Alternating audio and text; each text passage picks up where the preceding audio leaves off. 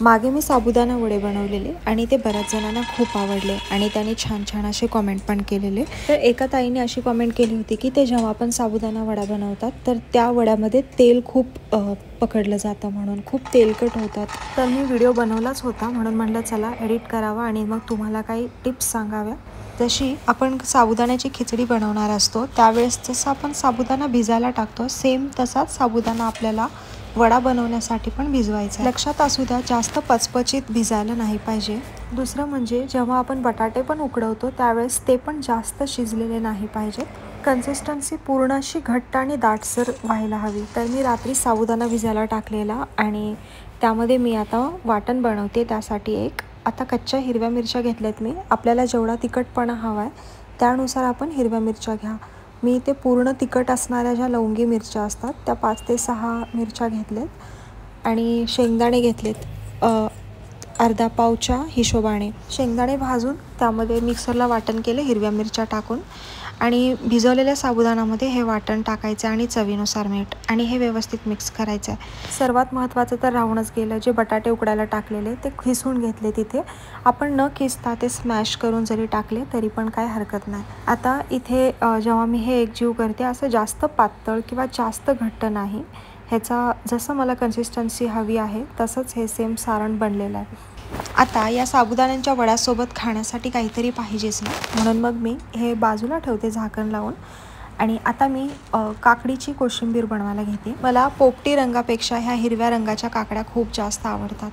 तर काकडीच्या अगोदर मी वरची साल काढून घेते। काकडी स्वच्छ धुवून घ्यायची। त्यानंतर खरं सांगायचं झालं तर मी ही कोशिंबीर काकडीची कोशिंबीर माझ्या घराच्या खाली एक साबुदाणा वडावाला उभा राहतो आणि त्यांच्याकडे मी कधी असं काही खाऊ वाटलं तर मग मी साबुदाणा वडा घेऊन येते, त्याच्यासोबत ही कोशिंबीर देतात आणि मग मी चेक केली ती नक्की कशी बनवतात। मग नंतर समजून आलं की यामध्ये काकडी, साखर, दही वगैरे आहे म्हणून। मग मी अशी काकडी इथे खिसून घेते। या काकडीमध्ये पाणी खूप निघालं आहे बघा। मला अगोदरच घेताना असं चांगलं भांडं घ्यायला होतं तर मी ते पसरट प्लेटमध्ये घेतले, पण ठीक आहे। हे पूर्ण मी पाणी काकडीचं घेतलं यामध्ये एका टोपात काढून।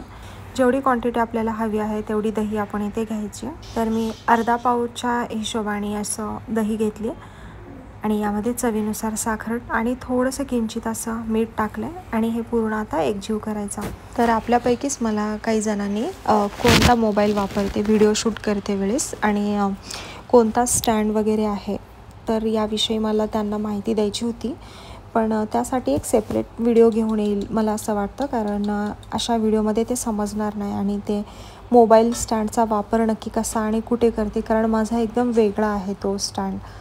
तर कुकिंग बनवते वेळेस एकदम इझी काम नाही आहे हे व्हिडिओ बनवत कुकिंग करणं, कारण कधी स्टँड ह्या साईडला कधी त्या साईडला असा काढून लावावा लागतो। तरी मी 2-3 ठिकाणी जास्त करून वापर करते। पण जर का तुम्ही खरोखर कुकिंगचा चॅनल ओपन केला आहात आणि तुम्हाला त्यामध्ये पुढे प्रगती करायची आहे तर मी नक्कीच तुम्हाला सहकार्य करेल, पण अजून काही दिवस मी एक व्हिडिओ घेऊन येईल त्यामध्ये एकदम सविस्तर माहिती देईल। एखादी गोष्ट अवघड असते पण ती अशक्य नसते असं मला म्हणायचं आहे, कारण कोणती गोष्ट आपण जर मनापासून करायची इच्छा धरली मनामध्ये तर ती कसंही पूर्ण होतेच।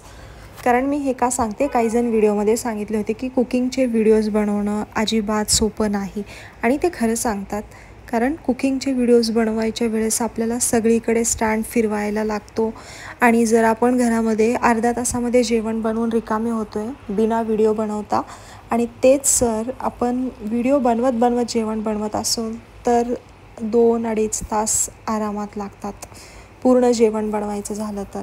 बाकी व्लॉगिंग करणं किंवा एखाद्या प्रोडक्टची माहिती देणं खूप सोपं आहे। एक साईडला स्टँड लावायचा आणि एक साईडला बसून आपल्याला स्क्रिप्ट लिहून किंवा नॉर्मल आपल्याला बोलायचं आहे, पण इथे असं नसतो।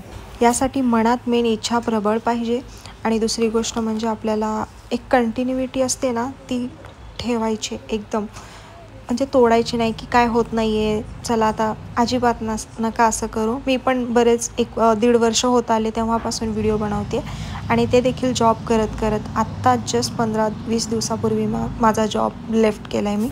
तरी पण मी जॉबच्या कालावधीमध्ये पण मी स्किप केलं नव्हतं, काही ना काही मी व्हिडिओज वगैरे एडिट करून अपलोड करायचीच।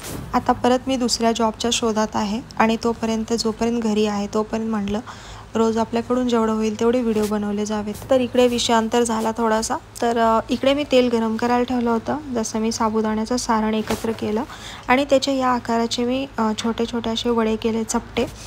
तर तुम्ही बघू शकता तेल एवढं माझं क्लिस्टर क्लिअर आहे. एकही साबुदाण्याचा दाणा यामध्ये तुम्हाला दिसणार नाही. कुठेच माझा साबुदाणा वडा आतमध्ये फसकला नाही.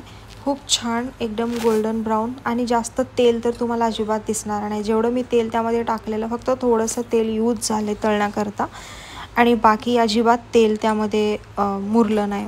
म्हणजे काय म्हणतात तेल जास्त धरलं गेलं नाही. तर इथे मी अशी कोशिंबीर आणि वडे अक्षयला खायला देते. तर तुम्हाला हा व्हिडिओ माझा कसा वाटला मला लाईक कॉमेंट करून सांगायला विसरू नका.